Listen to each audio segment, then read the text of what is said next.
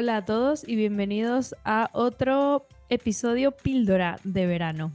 En este episodio vamos a hablar sobre el riesgo de los alimentos que son muy palatables, aun siendo saludables. Porque sí, no todos los alimentos palatables son los ultraprocesados. También hay dentro del espectro de alimentos saludables, pues aquellos en los que podemos caer en el atracón porque son de alguna manera como muy apetitosos, bien sea por su textura o por su sabor. Creo que es importante hablar de esto porque hay algunos riesgos asociados al hecho de que sea saludable y de que sea muy palatable. Bueno, de eso vamos a hablar en este episodio, así que acompáñame. He dividido este episodio en tres puntos principales. Por un lado, ¿cuál es el riesgo, no, de estos alimentos palatables, aunque sean saludables, y ejemplos de algunos de ellos? Luego, si son sanos, ¿cuál es el problema? Y algunos trucos o claves que yo misma he descubierto metiendo la pata para disfrutarlos con moderación, sin llegar a caer en el atracón o minimizando esos episodios de atracón, que bueno, que también ocurren porque es que somos humanos. ¿Qué quieres que te diga? De hecho, este episodio me vino a raíz de que estuve hablando con mi madre sobre este tema y me contaba que había ido a una sesión de comida saludable, a una clase de comida saludable. Y que bueno, que todo estaba estupendo, que esto, todo estaba riquísimo, porque luego hicieron una especie como de cata de todas las preparaciones que habían hecho. Pero me dijo que acabó con una sensación de pesadez porque se había dado cuenta que se había excedido en el probar todo aquello, porque todo estaba muy bueno, claro, y era muy palatable. Y claro, hablando con ella, me acordé de este tema. Y la verdad es que es curioso porque cuando investigué en internet, muy poco se habla de los alimentos palatables que son saludables. Generalmente cuando buscas esto, directamente te arroja información con respecto a los ultraprocesados, que bueno, es evidente porque son palatables y es evidente porque son ultraprocesados.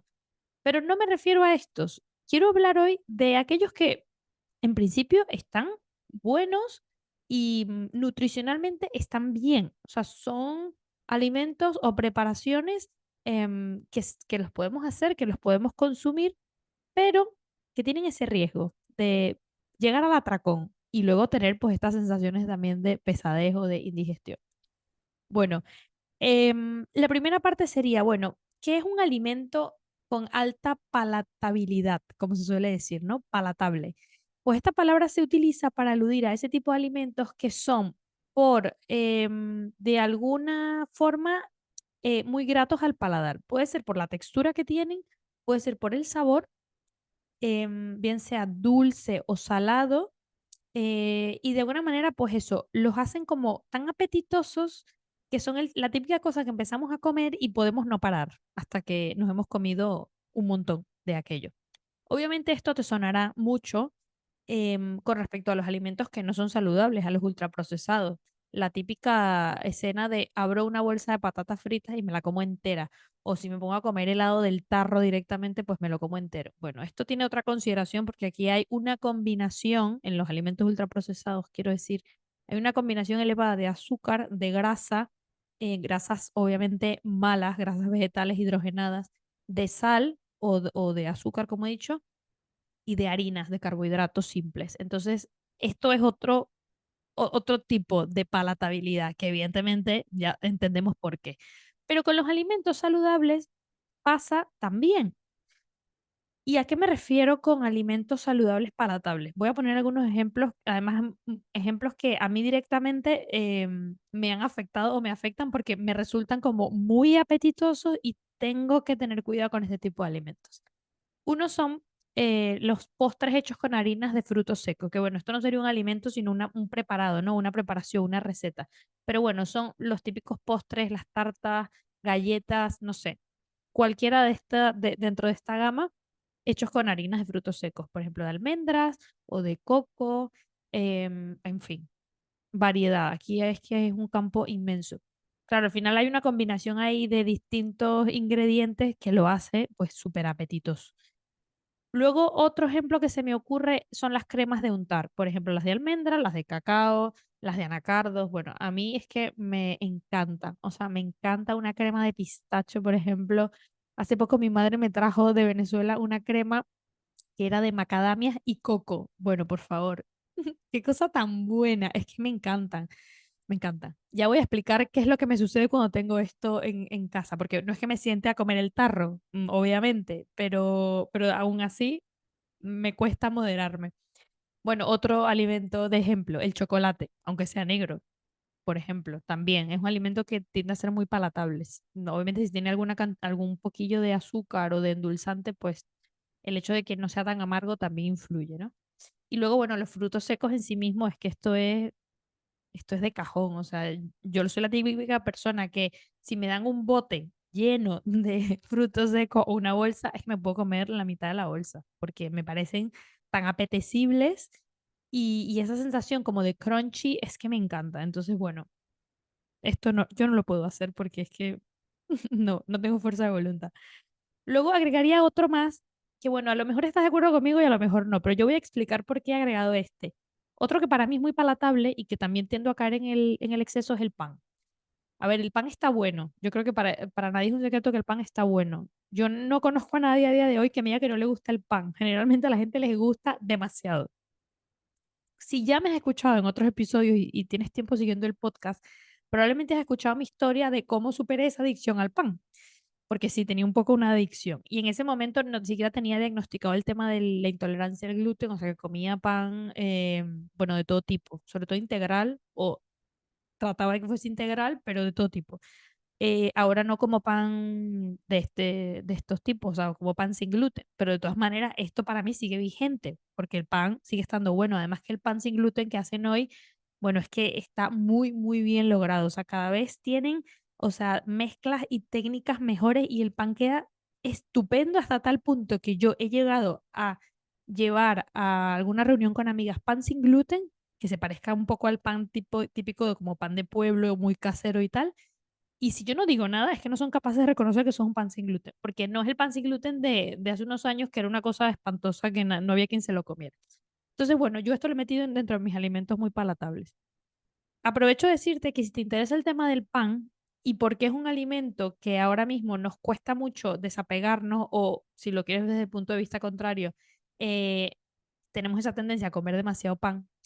Puedes escuchar el episodio número 58 que hice con Isabel García, donde ella habla de, bueno, qué tan malo es comer pan a diario y qué pasa con el trigo que se consume hoy, ¿no? Que es muy diferente al trigo que consumían nuestros abuelos, por ejemplo.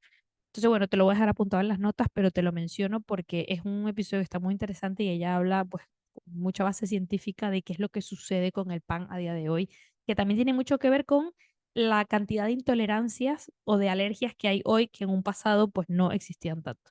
Bueno, en fin, que no me enrollo más. Em, Esos son los alimentos que yo me he apuntado de ejemplo, pero bueno, tú puedes meter ahí muchos más, sobre todo si tienes como más el paladar asociado a lo salado, probablemente metas ahí pues algunos alimentos salados, que, insisto, pueden ser saludables en sí mismos, pero que tienden a generar como ese exceso, ¿no? Esa adicción.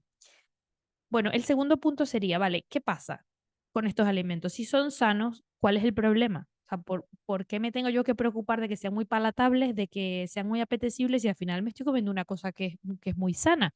Que no es lo mismo comerse una bolsa de patatas fritas que comerte una bolsa de frutos secos. Podríamos llevarlo a ese nivel de simplicidad, ¿no? O de bueno, no sería simplicidad la palabra, sería más bien como reduccionismo. O sea, podríamos llevarlo a ese nivel de reduccionismo, pero claro, las cosas no son blancas y negras siempre.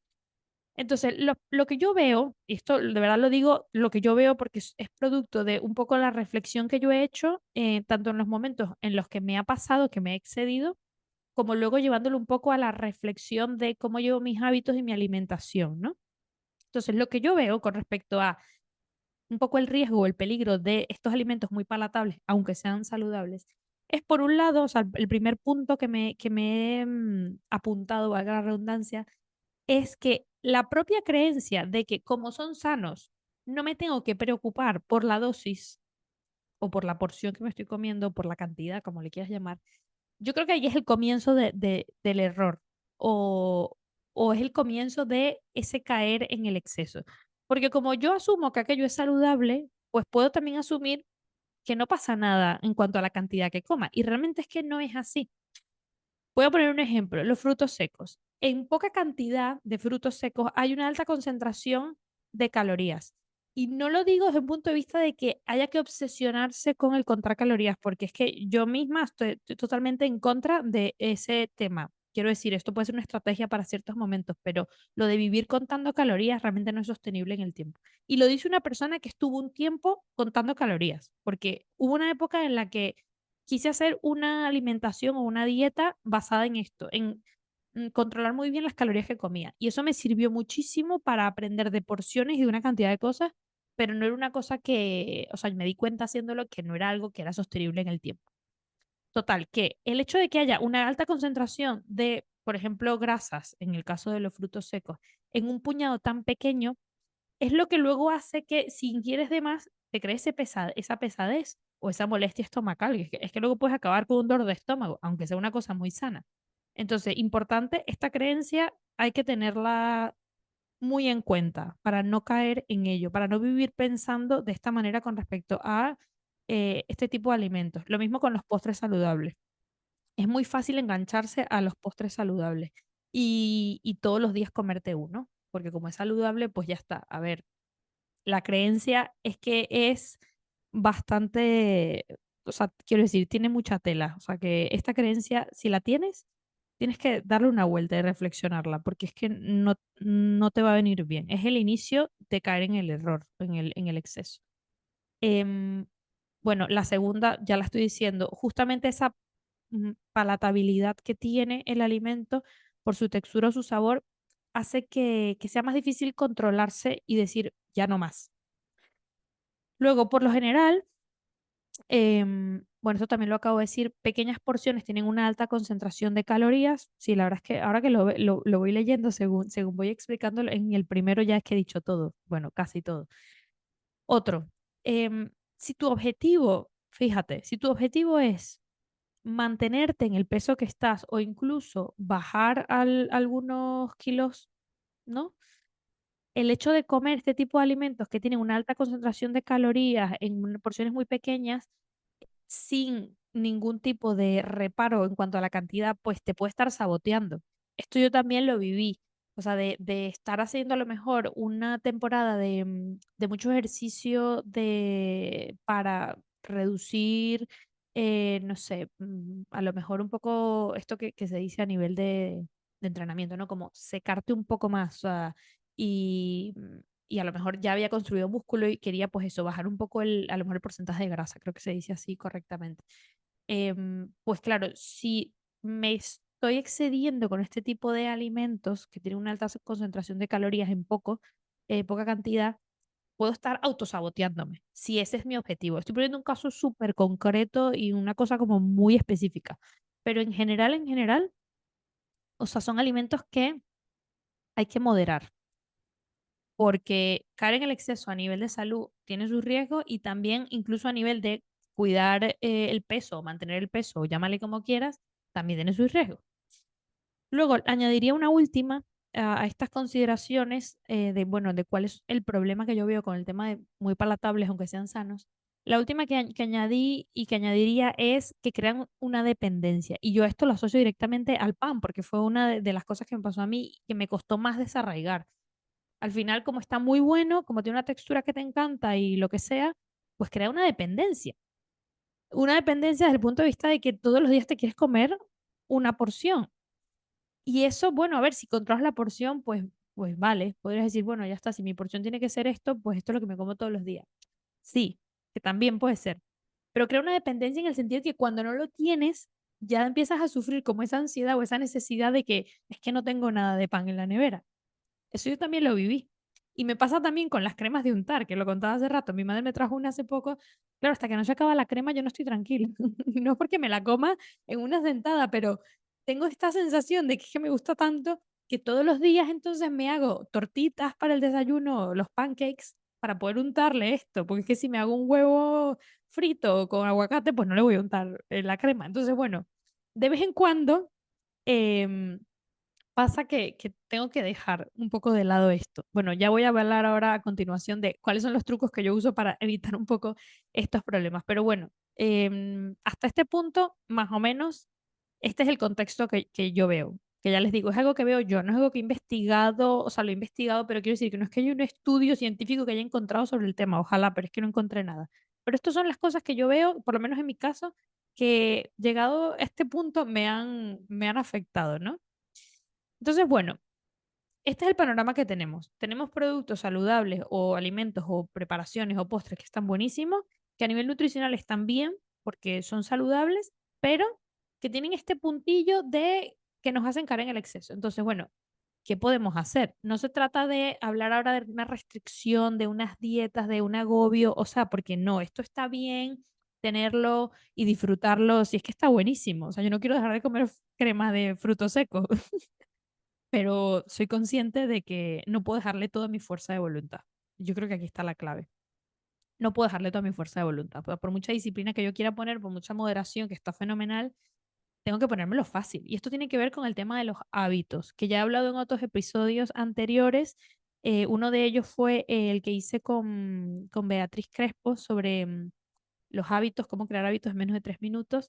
Y tiene que ver también con una teoría de un señor llamado B.F. Skinner, me parece que es americano, que habla sobre que cuando quieres conseguir ciertos hábitos, tienes que también ponerte metodologías que te ayuden a ti a seguirlo. O en el caso de no querer caer en un vicio, complicártelo, ponértelo más complicado. Y les voy a dar un ejemplo ahora con respecto a esto, que es un símil que he tomado de una de mis invitadas también que habló sobre esto, me parece que fue Beatriz, con el caso de la cerveza. Ahora voy a hablar de eso. Todo lo que estamos hablando en este episodio, quiero que lo tengas por escrito para que puedas ponerte en marcha cuando puedas y como puedas. Esa es la razón por la que te invito a que te suscribas al newsletter de este podcast, en el que cambiamos un todo mal por un todo bien. Consigue en las notas de este episodio el enlace directo para suscribirte. De eso. Pero bueno, la primera recomendación, truco o clave, como quieras llamarle, que quiero mencionar es que teniendo en cuenta este panorama, una cosa importante es dosificar estos alimentos, que no es lo mismo abrir la bolsa de frutos secos y empezar a agarrar frutos secos de la bolsa que llevarte en un tarrito la porción que te vas a comer ese día, que luego ya la porción, la que a ti te parezca que tiene que ser, porque aquí no voy a entrar en temas de que si es más o menos calorías, de que si tú, que si yo, no, no lo sé, eso ya es individual de cada quien. Pero es distinto comerte eso que te llevas, que una vez que se acaba, se acabó, a tener una bolsa al lado. O sea, de verdad, es que no podemos dejarle toda la fuerza de voluntad. Luego, otra cosa que yo hago es que cada cierto tiempo dejo de comprar alguno de este tipo de cosas para evitar engancharme. O cuando ya veo que estoy demasiado enganchada o creando esa dependencia, pues eso, trato de dejarlo. Por ejemplo, lo que comentaba de la crema de frutos secos. Una vez que se me acabó esta que me trajo mi madre, pues no he vuelto a comprar. Y eso ya fue hace más de un mes. O sea, yo dejo como espacios de tiempo para que también, o sea, desarticular un poco mi cerebro en cuanto a esas ganas de querer consumir eso, esa dependencia. Que no es lo mismo que me vaya un día a un sitio a desayunar y me pongan tortitas con algo de esto, que me lo voy a comer y me lo voy a disfrutar. Pero es distinto tenerlo en mi casa. Y eso también es un truco que de hecho lo he escuchado muchísimas veces con respecto a alimentación saludable. Lo mismo, no se trata de caer en una restricción agobiante. O sea, si te gustan los helados y te encanta comer helado, pues vale, que no pasa nada que te vayas a ir a comer un helado un día. O sea, aunque estés en un proceso de cambio de alimentación y de incluso de bajar de peso, por ejemplo. Pero es que no es lo mismo ir al sitio a comértelo que tener en tu casa un paquete con 5 o 6 paletas de helado, porque es que, claro, la tentación está más cerca, es que es de cajón, o sea, es una cosa que si lo piensas es muy lógica. Entonces, por eso lo que decía de la teoría de B.F. Skinner, ¿no? Complicarnos un poco, caer en ese vicio, por llamarle de alguna manera. En este caso, la complicación sería, pues eso, no tenerlo en la despensa. Entonces, bueno, yo trato de eso, dejar un margen de tiempo, de espacio, de no comprar ciertas cosas a las que veo que me voy enganchando muy fácilmente. Bueno, una cosa que hago con el pan, por ejemplo, que también tiene que ver con esto de dejar un espacio de tiempo, bueno, más que con dejar un espacio de tiempo, que también, porque paso muchos, muchos meses a veces sin comprar pan, o sea, digo muchos meses, que igual puedo pasar 2 meses sin tener pan en casa y ya está, y no pasa nada. Ya no tengo esa dependencia que tenía antes, pero bueno, esto ha venido poco a poco, que tampoco es que he cambiado de un día para otro. Pero bueno, sí tiene que ver con esto otro que quiero decir, y es con respecto a, dependiendo del alimento, hay ciertos trucos relacionados a qué tan disponible tienes el alimento, qué tan cerca tienes el alimento, que te hace moderar un poco ese tema de la fuerza de voluntad. Aquí es donde voy a mencionar lo que te contaba hace rato del símil este que encontré con lo de la cerveza. Esta invitada que tuve en este episodio mencionaba que un truco que ella le daba a sus pacientes era lo de no tener todas las cervezas metidas en la nevera, ahí fresquitas, frías, listas para beber. Porque claro, es más difícil, o sea, si tienes un tema de, de apego al beber una cerveza al día, por ejemplo, no sé, proponer un rango. Claro, las tienes ahí fresquitas en la nevera, pues claro, ves el agua y ves la cerveza, y si te gusta mucho la cerveza, pues ya sabes lo que va a pasar. Entonces ella decía, mejor tener la cerveza fuera de la nevera, claro que no te va a apetecer una cerveza caliente, entonces cuando te la quieras beber vas a tener que coger la cerveza y meterla en la nevera, vas a tener que esperar. Con lo cual hay un proceso ahí también a nivel psicológico, a nivel neuronal, de tener que esperar, o sea, que esa ansiedad por comerte eso, por beberte eso, va a tender a bajar. O sea que luego es que hay mucho tema psicológico en esto. Bueno, esto no es nada nuevo lo que estoy diciendo, ya lo saben. Entonces, bueno, este es un ejemplo, el de la cerveza, que sirve para otras cosas, para otros de estos alimentos que estamos hablando. Yo esto lo uso, por ejemplo, con el pan. ¿Qué hago yo con el pan? Cuando compro pan, si lo compro ya rebanado, pues ya está rebanado. Si no, lo rebano, lo meto en una bolsa de congelación y lo meto en el congelador. De manera tal que el día que yo quiera pan, que me lo como encantada de la vida, que no sufro por eso, pues saco mi rebanada de pan, la meto en el tostador o en la sartén y, bueno, la caliento. Pero ese proceso, que parece una tontería, a ver, es abrir un cajón y sacar una rebanada de pan, pero ese proceso de tenerlo congelado, abrir un cajón y sacar una rebanada de pan, a mí particularmente, me ayuda mucho más que tener un pan fresquito, recién traído de la panadería, fuera de la nevera, que cada vez que lo veo me va a apetecer comer. Y luego se me va a meter el gusanillo de, es que me lo tengo que comer porque se va a estropear. Claro, en el congelador eso no va a pasar. Entonces no tengo ningún agobio ni ninguna presión por tener que comérmelo rápido, y me ayuda a reducir pues la ansiedad que me genera a veces el querer comer pan, que también me pasa. Bueno, es un ejemplo que les pongo, y yo creo que esto se puede aplicar a muchísimos otros de estos alimentos saludables que hemos hablado, y tú aplícatelo particularmente a tu caso, y además en función de cómo tú eres, porque a lo mejor este ejemplo que estoy poniendo del pan en el congelador, a ti no te serviría de nada porque seguirías comiendo un montón de pan. Bueno, puede ser, pero te puedes ir como buscando tu propia estrategia según cómo tú eres, que te puede ayudar en este tipo de cosas. Y luego, por último, sugerencias que sí que he leído investigando sobre este tema de expertos en alimentación. No necesariamente tiene que ver con alimentos palatables, pero que al leerlo me pareció que podía encajar en esto también. Son tres. La primera es equilibrar el alimento, tomarlo en el momento adecuado y procurar no ir a por ese alimento cuando estás en un nivel de hambre 4 o 5. Es decir, voy a empezar por el último. Esto quiere decir que, claro, no es lo mismo llegar a casa hambrientos, ir a buscar la bolsa de frutos secos, ¿no? Que te lo vas a comer con ansiedad, porque es que tienes, o sea, no con ansiedad a nivel psicológico, pero con ansiedad de que tienes hambre, o sea, ansiedad fisiológica, quiero decir. Entonces, claro, recomiendan comer estos alimentos cuando no estemos en unos puntos de hambre como tan altos, ¿no? Eso por un lado. Básicamente aquí yo iría un poco a lo que hemos hablado antes de la fuerza de voluntad. No te lo pongas tan cerca. O sea, yo si por ejemplo tuviera un tarro de frutos secos ahí súper cerca a mi disposición, es que claro, esto me costaría mucho más.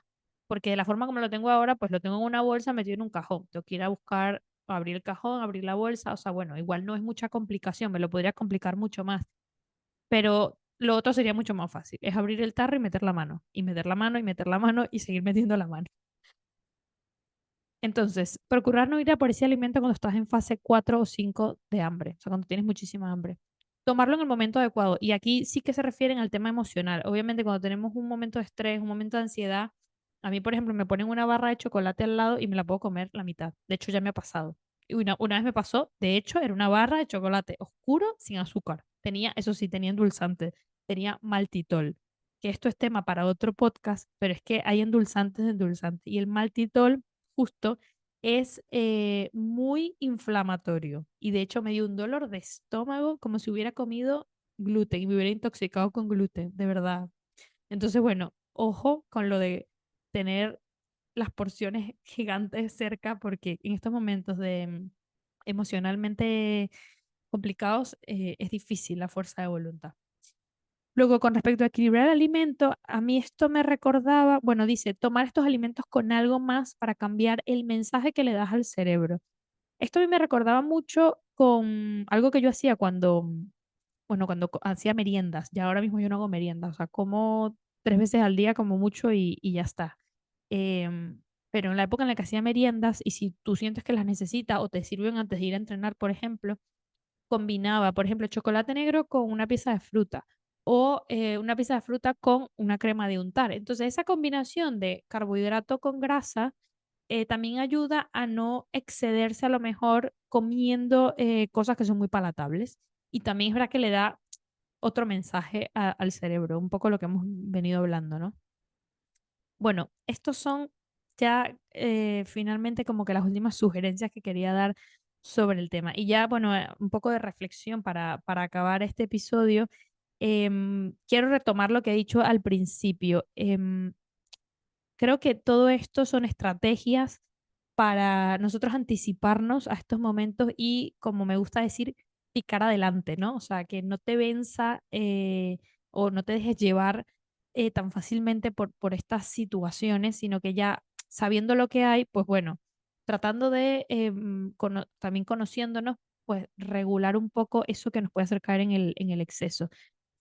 Yo creo que cuando tú no lo vives con naturalidad, no tiene por qué agobiarte. O sea, y esto no quiere decir que no metas la pata nunca. O sea, yo sé todo esto, os lo estoy contando y es que claro que me sigue pasando. De vez en cuando me pasa que me doy cuenta que me excedí comiendo frutos secos o que tengo un apego con el tarro que tengo de la crema de untar y estoy lunes, martes, miércoles, jueves, viernes comiendo tortitas solamente con la ilusión de poder echarme esto. O sea, quiero decir que somos humanos, que somos además bastante cambiantes a nivel emocional, pero bueno, que también somos personas inteligentes y pensantes y racionales y podemos hacer cosas también en pro de todo este panorama. Y a mí estas cosas de verdad me han servido mucho, mucho, mucho.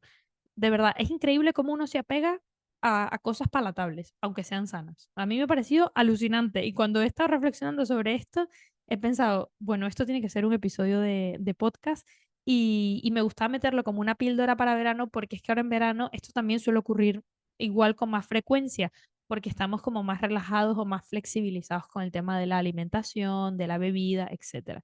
Entonces, bueno, nada más. Simplemente decirles que quiero escuchar también sus sugerencias sobre esto. Quiero saber si habían pensado alguna vez sobre el tema de los alimentos palatables, saludables, y si alguna vez les ha pasado que han caído en un exceso con alguno de estos. O sea, cuéntame cuál es tu talón de Aquiles en este sentido que ya yo te he contado todos los que tengo y muchos más que no he contado.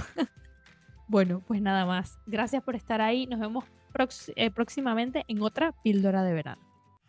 Antes de que te vayas, quiero recordarte que te suscribas en tu plataforma preferida para escuchar este podcast. Si quieres dejarme un comentario, puedes hacerlo en el canal de YouTube o escribirme a @todomal.podcast en Instagram para contarme pues qué te ha parecido el episodio, sugerencias de temas o lo que tú quieras. No te olvides que compartiendo este podcast con tus amigos me ayudas a llegar a más personas y a que más personas mejoren alguna parte de su calidad de vida, de su bienestar y de sus hábitos. Gracias por estar ahí y nos vemos pronto en un próximo episodio.